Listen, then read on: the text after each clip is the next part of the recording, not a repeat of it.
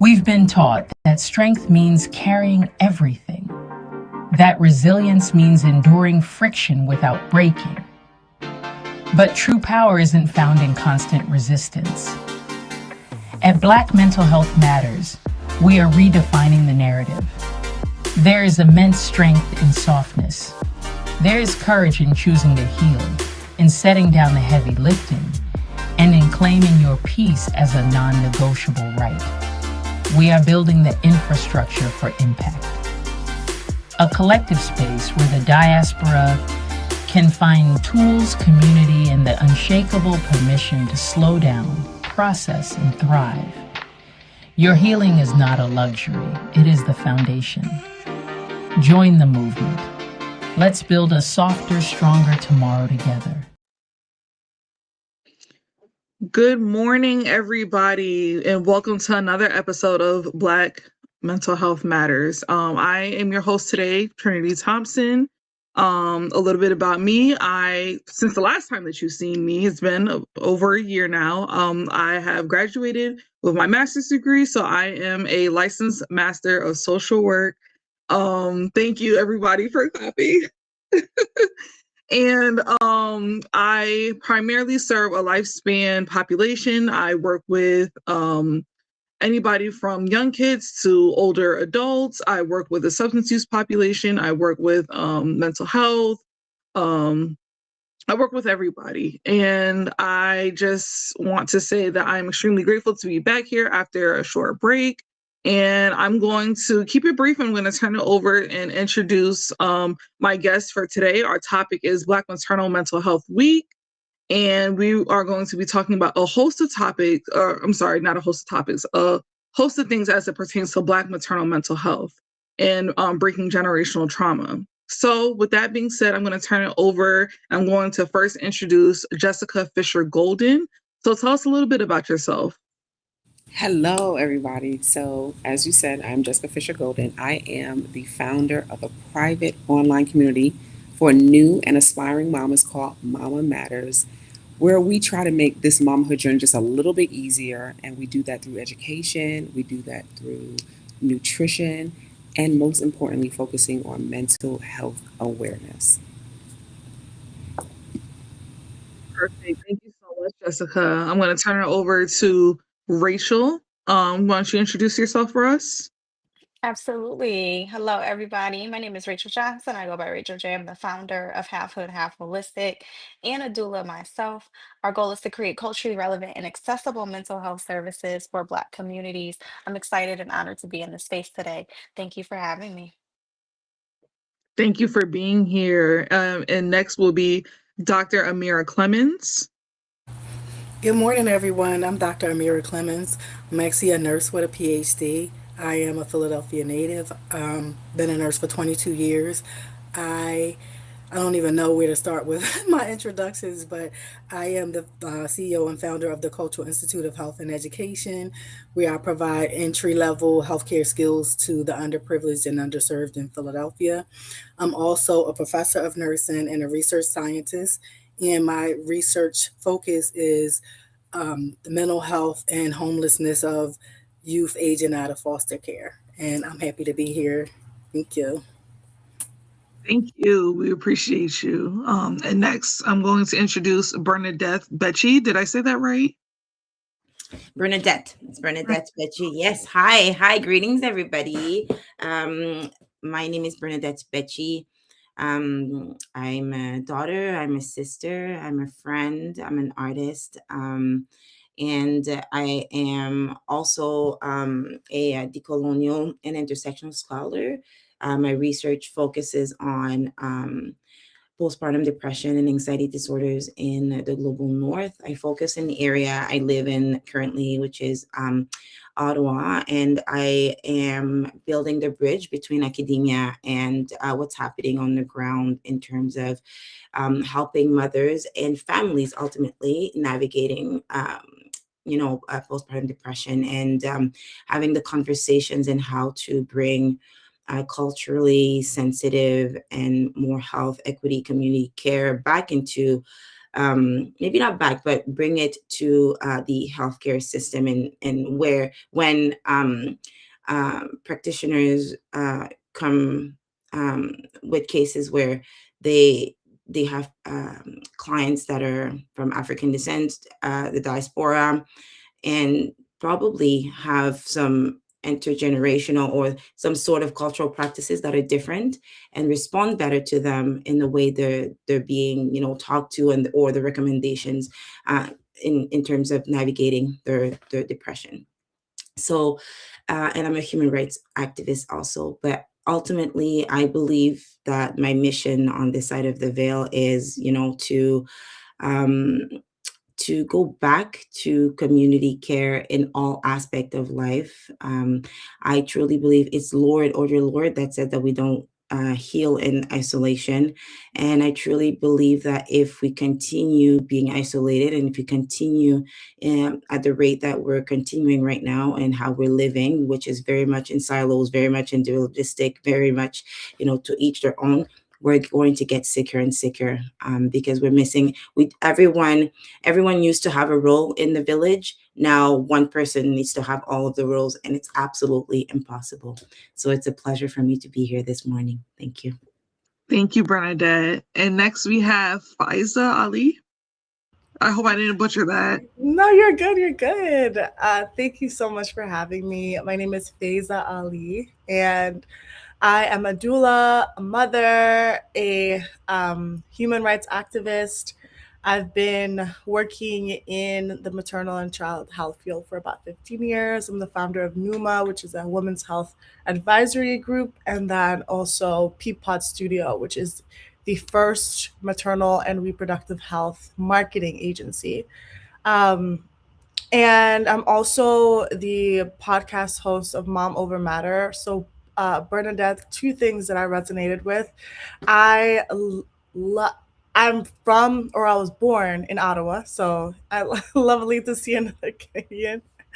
And then I also the reason why I even started that podcast was because of the fact that I felt isolated, and my mother's journey, where she came to, even as a refugee, and came to the United States without much help, she still found community, and it did help her in terms of raising. But for me, that wasn't the case. When I although I had all of the maternal health knowledge, I'm a doula, that did not save me from the depths of isolation, of postpartum depression and anxiety. So definitely excited about this topic, and so honored to be on a panel with you lovely ladies. Thank you so much, Faisa. Okay, perfect. And then last but not least, we have Bernadette. We have another Bernadette on our show today. Bernadette, why don't you introduce yourself?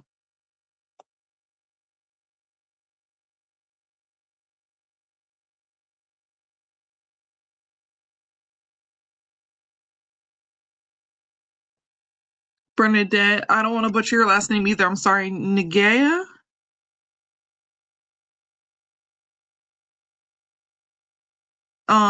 I think you're muted. I think you might still be muted.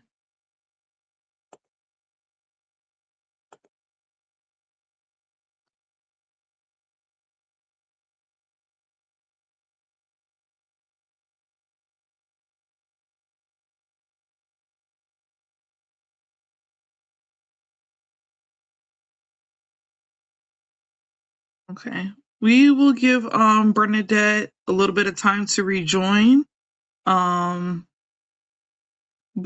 until she joins, I think we can go ahead and just get straight into our topic for the day, which again is Black maternal mental health. And I think it's just a really important topic, as Black women, as we kind of face the next chapter in our lives of like bringing in new life and things like that. It's very important that we check in with ourselves, that we are in tune with our emotions and the way that we're feeling, and we are catering to ourselves during this very special time, because it can be a challenge at the same time. It's a blessing, but it can also be a challenge.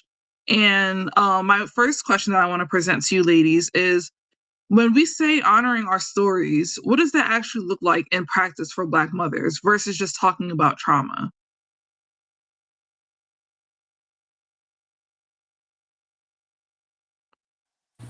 I I can. can. Okay, thank you. Okay, I can start. So, I honoring our stories to me means that when we hear stories from Black women, especially after, before, and after they have children, to listen to them and gather information to support them in their journey into motherhood, because it's not as easy as a growing belly and then a cute baby after. There's a lot of hormonal disruptions that can cause, that leads to the postpartum mental health issues. So I feel like it has to do with, listening to and gathering the stories and putting those stories out there so people don't feel like they're suffering in silence, and that there's other people out there that's going through the same thing. Because I suffered with postpartum depression, and I was in healthcare before my last child, where I suffered postpartum depression. And I honestly didn't think that depression was real until I had postpartum depression. And during that time, I felt so isolated. And just learning that it's something that's common, and finding people who went through it to, be able to learn from their stories and learn how they coped and learned how they got through it. I feel like that's important for us to gather that information and put it out here, much like what you're doing with this podcast. Like, put it out there so people can learn from what other people went through. Thank you for that. Rachel, did you have something that you wanted to add? Yeah, what I wanted to offer specifically around what it looks like to honor our stories is actually kind of highlighting. We talk about this a little bit before the call began. In uh, I'm the co-founder, in addition to two other women, Dr. Seward and Dr. Cochran Albright, in upstate, this Black Maternal Health Summit, which is not unique idea, right? Coming together to learn about Black maternal health, but the way that we push it together, we use and ground like storytelling as the core aspect of healing in this summit. So when people come, there's not subject matter experts at the top of the room telling you about what a PMAT is or what anxiety is or how you should breastfeed. It is women themselves centering their stories. And so what we do is we work with them. We do workshops with them, moving up to the story. This is the first time women have even shared their story in this space. We come together, everybody sits in a circle. I don't care if you're a doctor, I don't care if you're a mama, I don't care if you have all these fancy letters after your name. Like, everyone is a witness to stories or a participant in the story. That's it, right? There's no experts in this space, right? And one of the reasons why that's such a pivotal model in how we uh get to education, we get to healing, we get to connection, is because there's nothing more human than listening to people's stories, right? And the totality of the story. We call this, the name of this is Justice and Joy, which an honorable nod to the Black Mamas Matter Alliance, whose theme this year was Justice and Joy. And the concept of that is that we want to tell the full story. For so long, we've only been telling one piece of Black maternal health, and that is that moms and babies are dying. And that is a truth and a very stark reality. And there's also a lot of resilience and community and joy and connection in the Black maternal health journey. And those things should be lifted up just as equally as the pain and the trauma. And so we think that storytelling is healing because it helps to transform something like shame and guilt and isolation into something like shared humanity. It becomes this connection point for other people to see themselves in someone's story. And when you see yourselves in someone else's story, you're more likely to mobilize through that. You're more likely to connect with them. You're more likely to move through healing. Sometimes the most healing thing somebody can hear is another Black mama saying, "Me too, girl. Me too." Right. And so that's the only thing I wanted to offer into the space. Thank you for that. I would love to add to what has been beautifully said in a powerful manner. So, as I said, I'm Bernadette, and I come from, my mother's name is Marie-Jeanne Jana Bengono. Her mother's name is Esther Ayenga. I'm the mother of Zainab Ayenga. So that's my story too. And my mother has had a history, like she's had 5 children. And then her mother has had 6 children. And then I also mother now, right? 3 children.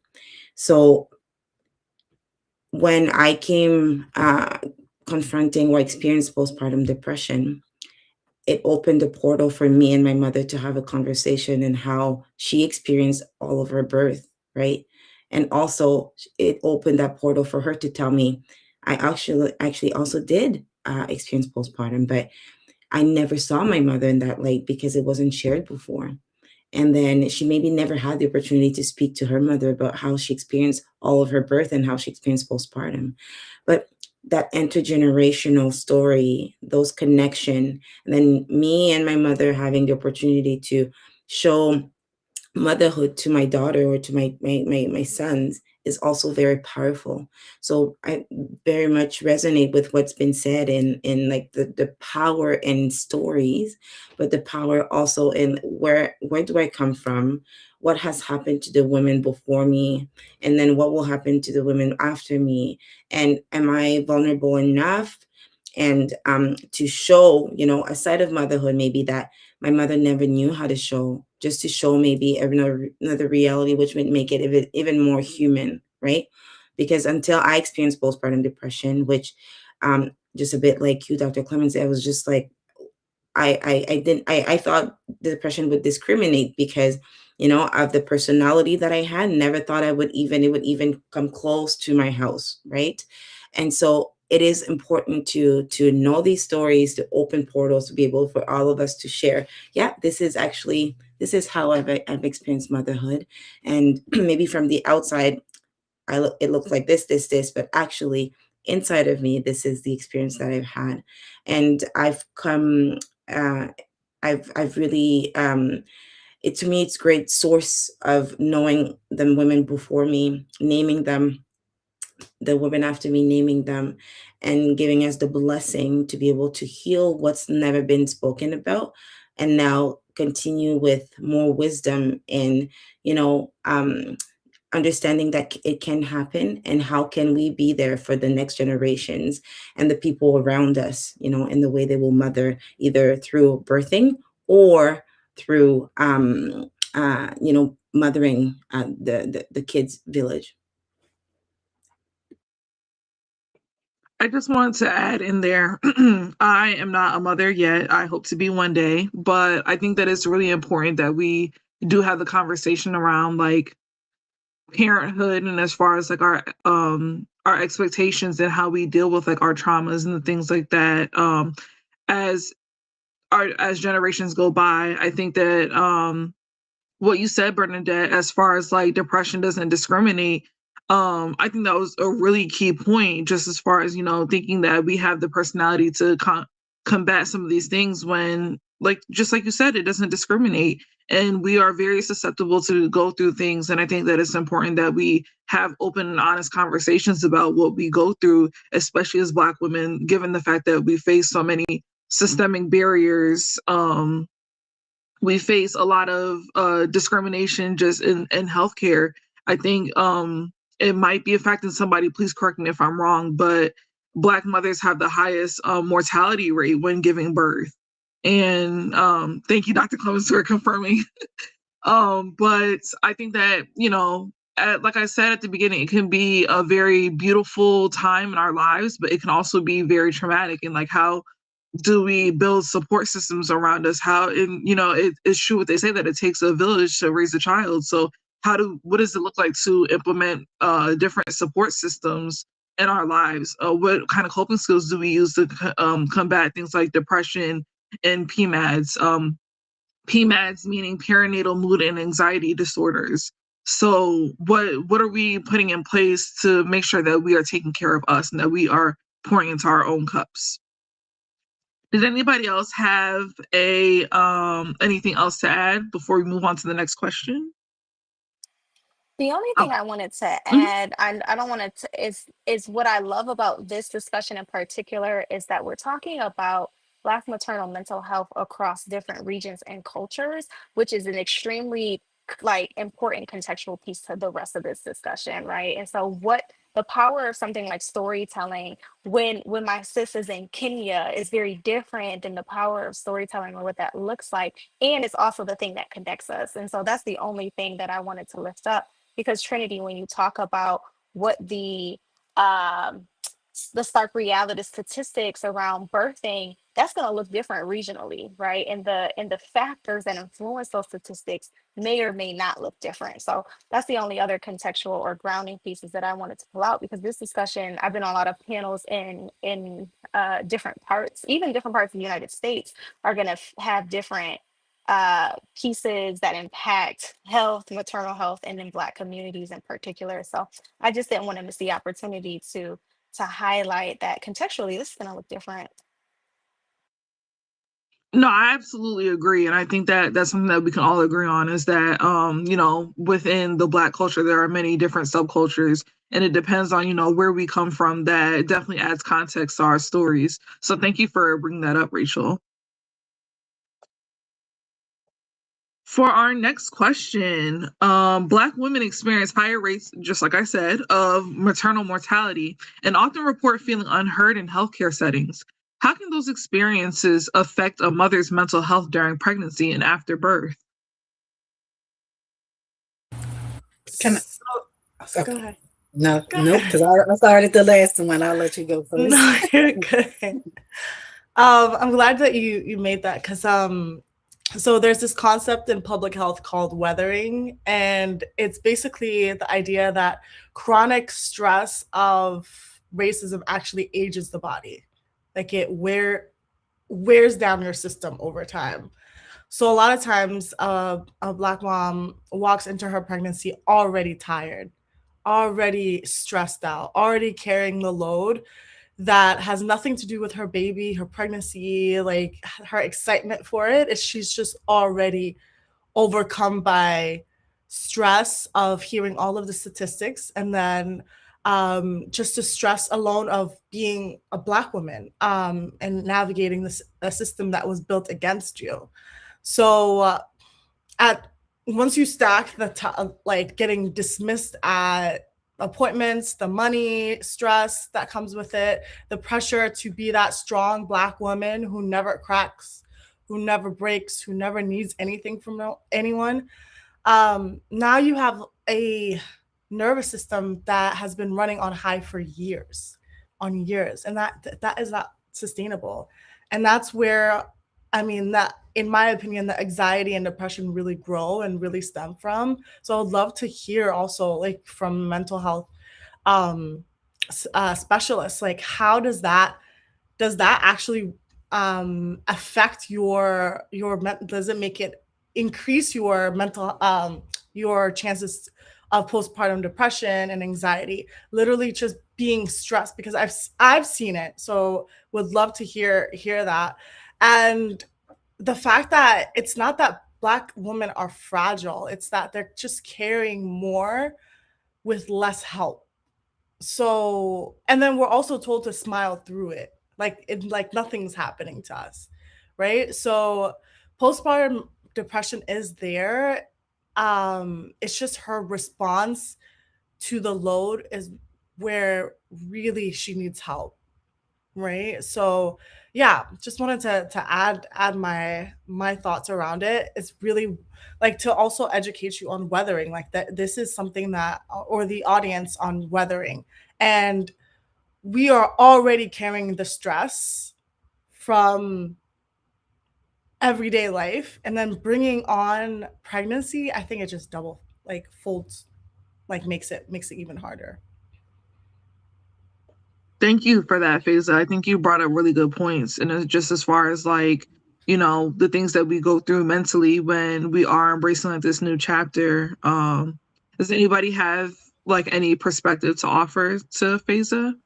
I I was just, I'm sorry, Dr. Clemens, go ahead and then I'll go after you. It's okay. Go ahead. Thank you. I was gonna. There was a couple things I was gonna add, but because she was asking about the stress, because a lot of people think stress is mental, but it's actually physiological. There's a physiological damage that occurs over time when a person is under stress. And when I used to teach at Drexel, one of the first semesters we taught about stress, not just because of learning about patients, but learning about, teaching the students themselves that stress actually kills you. Like it Yeah. causes so much disruption in your body when you're constantly under stress. And again, stress isn't just like something that happens here. It happens on a physiological, like with cortisol being released, imbalanced hormones, dysregulated blood pressure, things like that. So over time, like the body deteriorates from stress. And the other thing that I wanted to add to the question is that with Black women in general, even outside of maternal health, like when we are coming to healthcare professionals with complaints and concerns, we're a lot of times dismissed as, we're over dramatic, we're seeking something that we're not, we're maybe seeking drugs or seeking, and so many people, and we still do every day, especially if they're the younger generation. Oh, you're young, it's okay. This is probably just, something you need to get some rest, you need to lose some weight.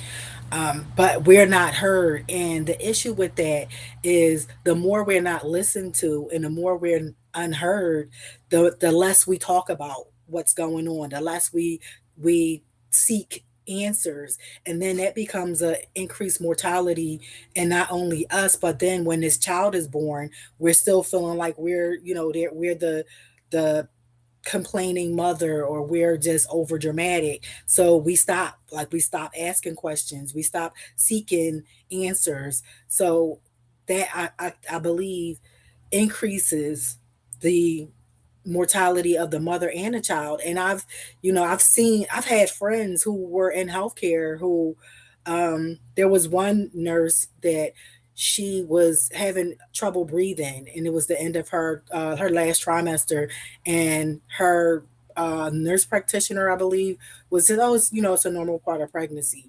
She told a friend, I don't think this is right.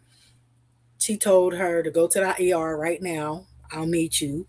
And they did an emergency C-section, and they realized she had like dilated cardiomyopathy and that she would have been dead by the time the nurse practitioner told her to seek help that Monday. It was a Friday. She said, just come back Monday. She would have been dead by Monday because her heart was so dilated that she could no longer sustain the pregnancy. And the thing about it is, like, she was seeking help. She went to where she should go. She went to the right people, and they just told her, "Oh, it's nothing." She told a friend who's also a woman's health nurse practitioner, and if it wasn't for her telling her friend, she wouldn't be here to tell her story. So I feel like I feel like that's what happens when we're being told we're being too dramatic, nothing is wrong, it's all in your head. We stop seeking answers, and then that's when there's an increase in morbidity and mortality.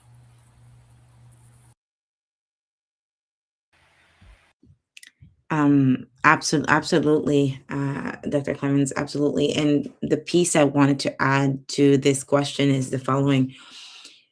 We cannot speak about postpartum depression, but depression in general, and we cannot find solutions um, if we don't speak on social determinant of health in general. Okay. So if you are poor, if you cannot feed, you don't have a job, you can't feed yourself, you're not able to, you don't know how you're going to put food on your table for your children. If you, so food scarcity, poverty, all of these things contribute to the stress that we're speaking on. So um people, I'll say, reducing postpartum to, or not even reducing, but only speaking about postpartum or depression or stress in like this very like this alone stand alone symptom, or we're missing so much of, what has created what's the environment for that person, so that they're experiencing these things. So knowing their story, knowing their particular history, understanding that even though you and I are all Black women and we have some similarities in our stories, we also have walked a different path in this world, right? Intergenerational trauma, racism, oof, okay? So all of these things need to be discussed as we're discussing postpartum depression, which postpartum depression might be one case, but maybe you were already depressed to start with, overstressed, and then it kind of all trickles down. So and I'm sure in our stories, and for those of us maybe that come from academia but also are mixing holistic to it, which brings like opens up the conversation even more. uh I know that I was in my mama's womb while she's experiencing so much stress. So guess what? I came out, and then there's some feelings and things I'm like, I'm not sure why I'm feeling this way, but we now understand that there's things that I inherited just by living in her body while she was experiencing, all of the stress that she was experiencing, right? And then there's things that I gave to my children, because there's life happens, things happen, they come out, and then their bodies are already wired a certain way, right? And you don't understand why and all of that, but then by going back and having the conversations, and hey, your environment will, like, there's legacy that an environment will give you, then you understand like better the where you need to focus on. And then that depression or postpartum depression or anxiety are just ways to show you, to indicate that, okay, like, your body has had enough, but we have to talk about this in a very, like, in a holistic way, a fulsome way. There's so many things that will impact that. So we want to come back mental health. We need to also combat poverty. Need to make sure everybody has something to eat. Need to make sure that everybody has a job so they can pay their bills. We need to make sure that all of these things, they only also need to be tackled. Bernadette, what one thing that you said that really resonated with me is like your generational trauma and how it is like that was one thing that I was thinking about as well with this topic, is that the stress of our ancestors are still in our body, which is absolutely what, like, one of the things that I know, for example, is that I was in being a first generation American. People in my country like think that I'm the lucky one, the one that got out, because my people are from Somalia and it's a war torn country. My mom went through uh, the most unspeakable acts of war that could happen. And one thing that I know, being born in the West, is that anytime that there is a firework, anytime that there's some sort of big loud sound, I completely shut down. Like, it's not a, oh, what is that? And it's like I can see that it's fireworks, but on the inside, I'm stressed out and my body is telling me like, leave, leave. This is not a safe place for you. And I never understood my irrational fear for that until I started to learn about how stress is absorbed in utero, which is, so when you think about abuse, when you think about systemic abuse, when you think about all of that, that is something that we really need to cut. And that generational curse, or that generational passing of strife and trials and all of that, that needs to be cut from now, which is huge. So I love that we are talking about this, we are investing in it, we are highlighting it, because this is something that really can be the pioneers of change for the rest of our generations. I was just gonna add something really quick to that, because speaking of that, because it is encoded in our DNA that the trauma of our ancestors is definitely, there's research now that supports it. And ever since I was really young, I literally can't wear anything on my neck that's like touching my neck. I get physically ill if there's something like a turtleneck will, like, just looking at a turtleneck will send me.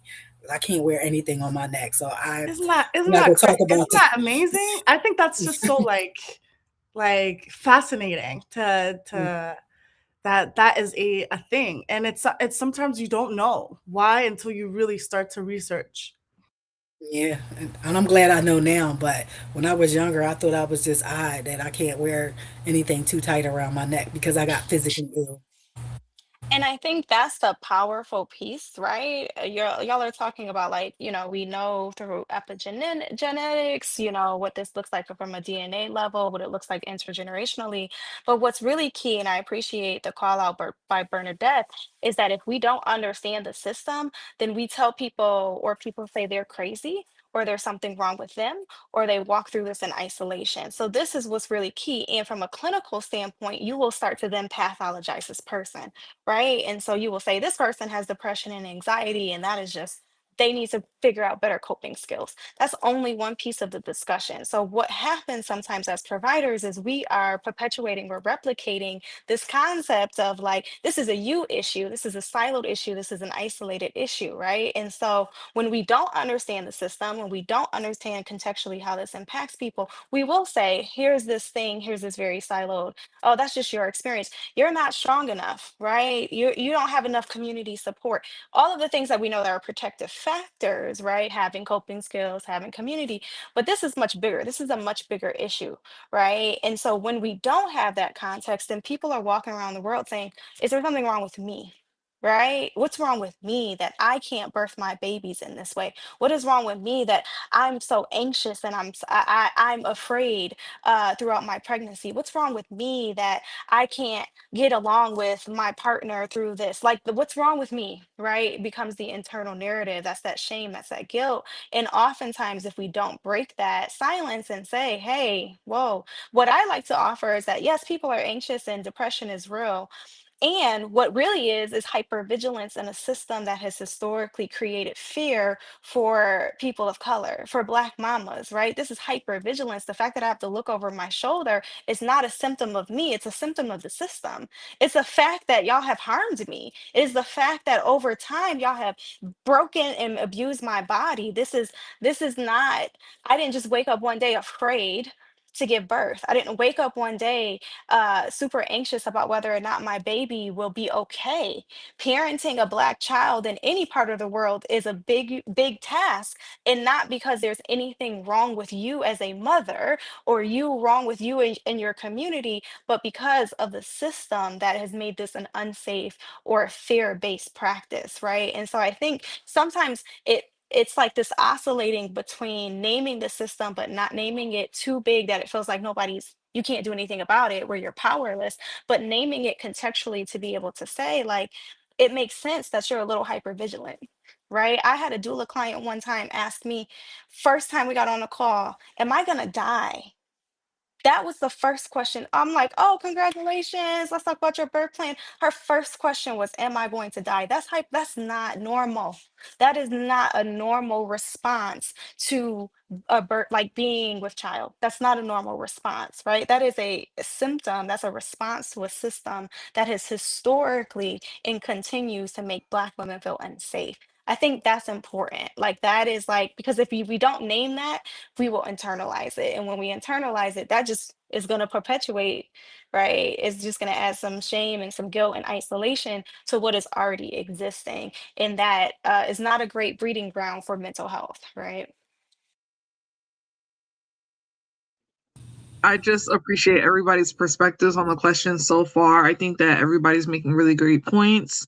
Bernadette, I just wanted to take a moment to introduce you as a public health and trauma specialist. So if you wanted to maybe offer your perspective and or just introduce yourself really quick and maybe offer like your 2 cents, if you had anything.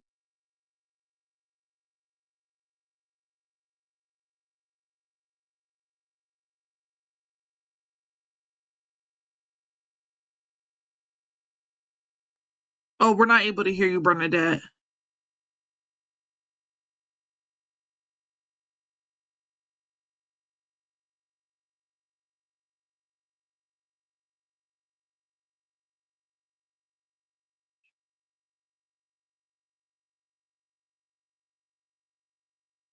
We can come back to you if that's okay.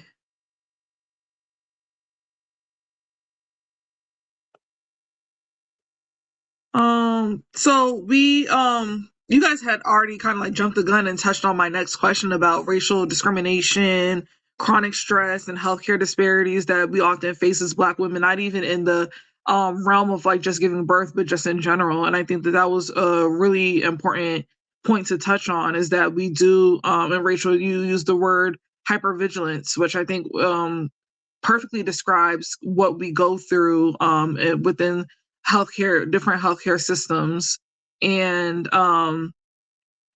we touched on that. So I do want to move ahead to the next question because we have about 20 or so minutes left. What is one healing practice, clinical, cultural, or spiritual, that you wish Black mothers knew was more available to them?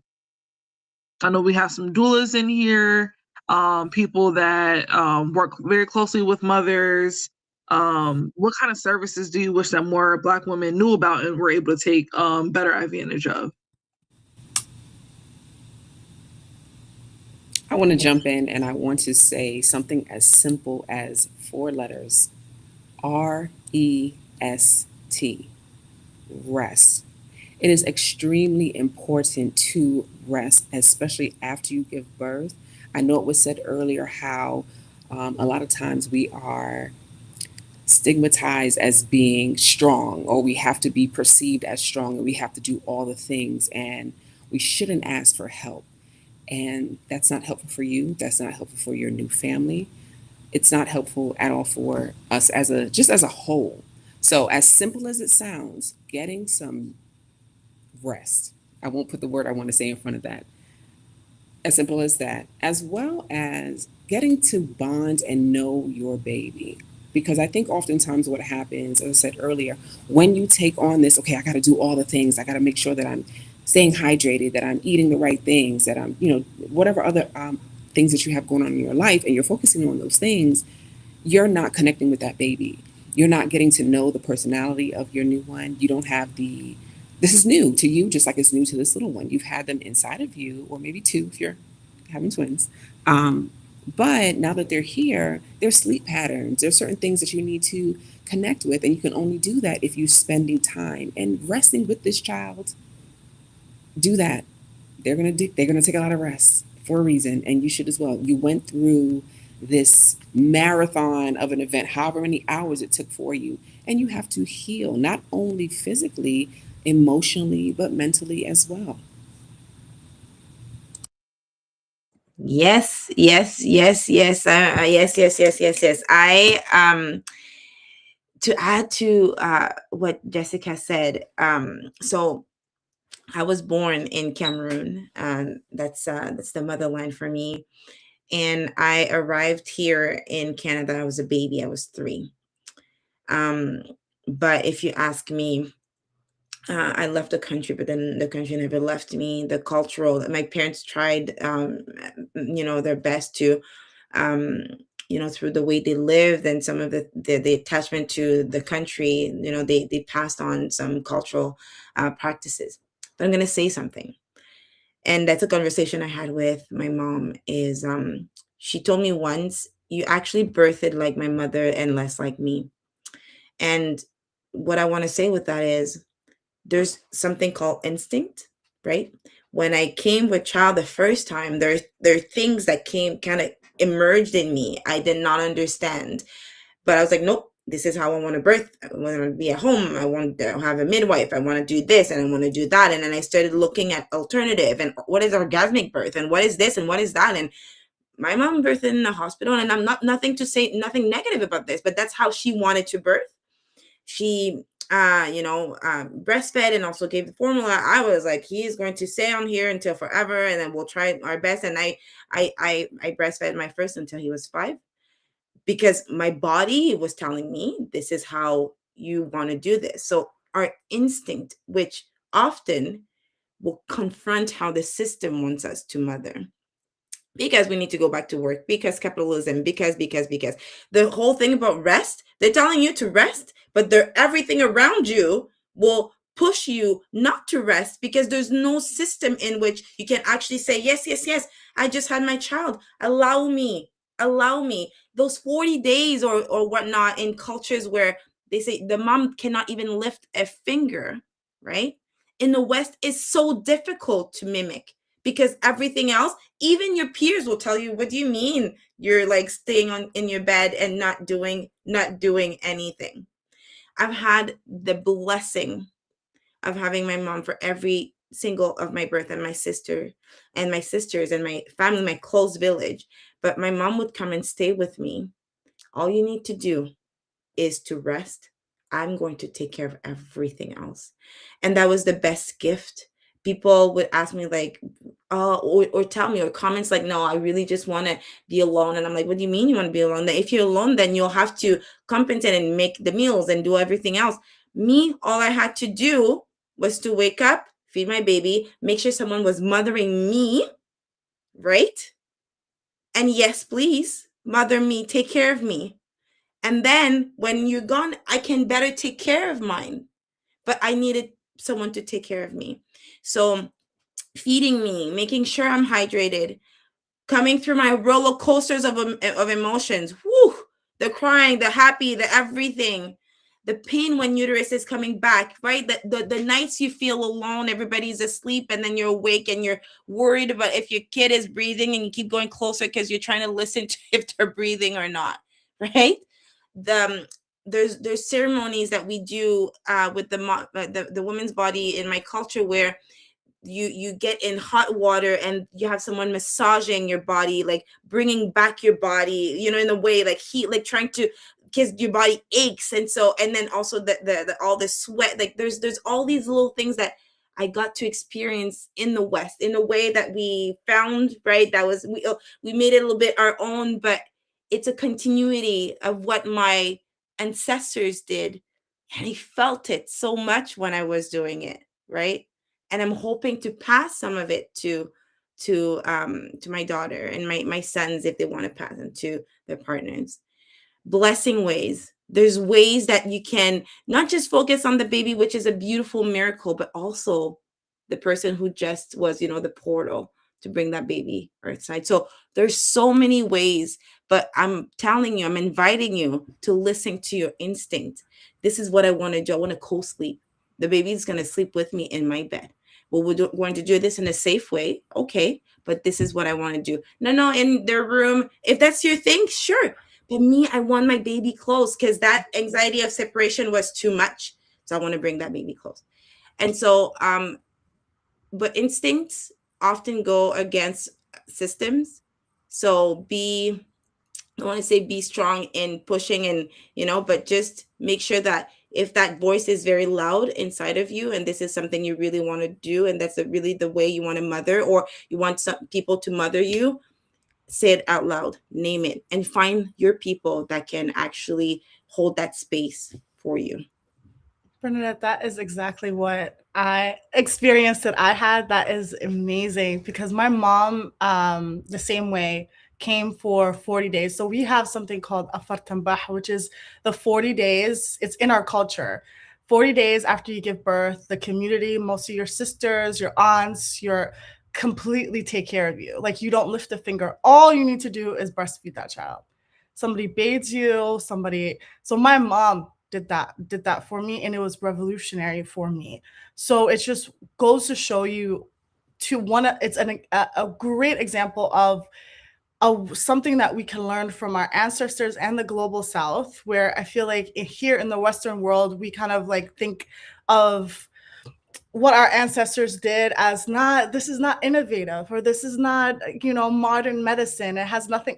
No, it has something tied to it, because it's something that we've been doing for thousands of years, literally for the last 50, 100 years. We completely, as we industrialized, completely took that away from our practice, and we are dying because of it. being in isolation is the worst. I mean, this with social media, with all of our advancements, we have we have a loneliness epidemic where people are just literally lonely. They feel like they don't go outside. Now remote jobs are available. So there isn't that, cohesiveness of community, and we really need that. An example that I give that I'm like, okay, this is something that is so like in our DNA, is that if a baby is born and isn't touched, that baby is no longer, right? That baby dies because it's literally needs that physical touch. Us as human beings, we are wired to have touch, to have physical closeness, to have the need to be poured into from our community. So, for us to, in our very most vulnerable time, for us to not have anyone by us, it's so detrimental. So I wish, and I think one of the like one of my biggest missions is to have that, bring that culture of that 40 days after birth into the US and see it. And one of the things that I also tell my clients and everybody that I work with is also be a villager. That 40 days of that happens only if you do that in yourself to somebody. Because one of the things that I found is when I gave birth, it was lonely because of my my friends, people around me thought I had it. She got it. She knows everything. No, I needed people at that point when I was alone, breastfeeding, didn't sleep for a week, like just stressed out about having a new baby and my life being completely changed. I needed people. So yes, you could be there for the wedding, the baby shower, all the things that are lovely. But in that postpartum period where you feel like this is just you and this baby, and what am I, like, you're just spiraling, you need people. So I also put a lot of emphasis on not only being like asking for a village, but be a villager as well. When you see somebody give birth, come to their house, be like, hey, here, even if you could give them Uber Eats, like do something in order to reach out and have a hand. But yes, I double click on community is really important. I was just going to, oh my goodness, y'all are warming my hearts, because that's one of the things that I was going to say in response to the question. We're losing a sense of community, and that loss of community, because, we're rushing our children to get out and be, on their own and have your own, and we're becoming more disconnected, but the connectedness is what makes us human and keeps us alive. In the case of maternal health, we need people around us. And I remember, like, I was really young when I had my first child, and I lived alone, and I don't know how I got through it. And I'm the mentally strong person that I am, but like, that social isolation was horrible. And you're right, like, this social media and the way, you know, society is becoming more separated is terrible for us, especially us, Black women, because we need a sense of community. And I also like that, be a villager. I like that term. I'm going to start using that one. You need to be a villager. Somebody's having a baby, you need to figure out how you can go over there and help that person, because it makes a difference. It makes a huge difference in life or death, unfortunately. Mm-hmm. Absolutely. So we have just about 7 minutes left. So I want to take the opportunity to kind of close out, and I want to hear just a little bit from everybody with this last question. If a Black mother, which I know that there are Black mothers watching this, my mother is watching this right now. If a Black mother is listening today, what is one thing that she can do after this conversation that you feel like would kind of like inspire hope? So whether it's reaching out, setting a boundary, seeking therapy, what's one piece of advice that you would offer somebody that is in the process of becoming a mother for the first time, mother for the second, third, fourth, however many children they're in. What is one piece of advice that you would give to a Black mother that maybe you didn't have? I'm gonna jump right in because listen, another simple one: seek a like-minded community. I didn't share a lot about my story, but I'll go very briefly. So when I became pregnant and had my first child, I decided I want to, much like you, Miss Betchy, I decided I want to do a home birth. Now, nobody in my sphere of influence, as I call it, nobody in my family that I knew at the time did that. So I went on this rabbit hole and I'm checking and I'm online looking up all these facts. And it was very isolating because I'm learning things and I'm excited about it, but I don't have anybody to share it with. So eventually, when I started collecting all these resources and people and um, health professionals who guided me along that path of going through home birth the first time, I did it the second time. And then the questions started coming to me where I'm looked at as, well, she's been through this, so she knows. And I decided, we're gonna collect all this information and I'm going to make it available. And that's how that's how Mama Matters was started. So with that being said, I just put that information out there and a lot of people came to me. Well, I assume you know how to do this, which I don't know all the things, and I am very, very transparent in that, but I can bring people into our community that can teach us about these things. So I'll go back to what I said earlier. I think it's very important to find a community so that you can get the information that you may not be privy to. Go ahead and make sure that you make those connections and please ask for help. Please. We can't do this by ourselves and we're not built to do this alone. I'll stop there because I'll keep going.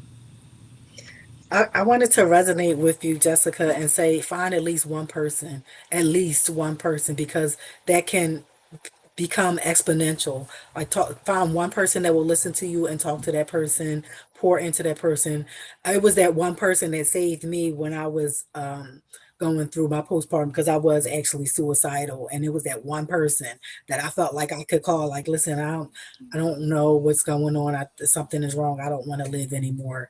And she was the one that called, the 911 to come get me where I was. Find one person that you can talk to that will listen to you, at least. I will add to that and say, tell that one person the truth of how you're doing. So find a safe person.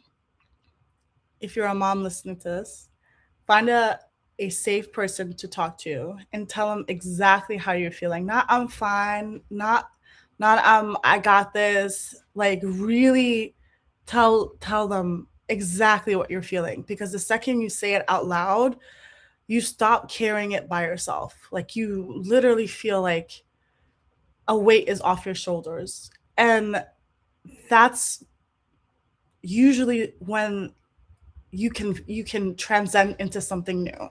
So tell somebody, get that therapy, get set that boundary if you can, get the help. You don't have to fix everything right now, but step by step you'll get there.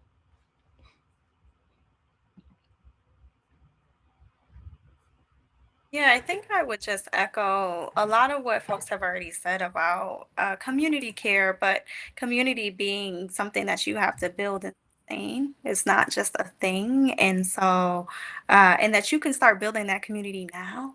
Mm-hmm. Literally, all with links on this call that but the key piece here is that like sometimes you first have to grieve what your community is in order to open up to what your community can be. And so there's this piece here that's always missing, I think, in this discussion about like getting help, seeking help. But it's like, what happens when the community the family that I have, the partner that I have does not show up in the way that I want to? I would offer beyond that is to create space for grief, right? Because a lot of Mm-hmm. this work is grieving what I thought parenting would be, what I thought my pregnancy journey would be, what I Mm-hmm. thought would be, what I thought how much my mother would be involved in this process, what I thought how much my partner was going to be involved. There's so much unnamed grief, and I feel like we only create space to grieve in maybe experiences of miscarriage or like a stillbirth, like those are tangible griefs, but there's this concept of ambiguous grief that is all up and through and embedded in maternal health. Maternal health even includes the inability to sustain a pregnancy, to get pregnant. Maternal health includes infertility. Maternal health includes postpartum. Maternal health is an entire journey. And there's a lot of grief that I feel like we just don't name. And oftentimes we're holding on to that stuff. We're grieving that we have to parent in this world, that we have to navigate these systems. All of these things are grief. And so I think I would just offer to mamas, like, create space to grieve, and name your anger and your rage as grief. Name your sadness as grief. Name your anxiety as grief. Like, this is a lot of this is grief, right? It's the fact that we feel like this is not fair. There's not a fairness in this, right? And so we should create space to grieve, and that space can open up space for something else or a new reality. And so, I just work with a lot of mamas that don't have the communities they wish they had, that did not have the labor or the pregnancy they wish they could have had, like all of these things. And that's a part of the story too. And I think we should create space for that. Yes, I share to all of that. Absolutely. There's so many things that are, trying to get through. They're pushing each other in my brain, and as I'm being inspired by what you're saying, I'm trying to go one direction. I guess one thing is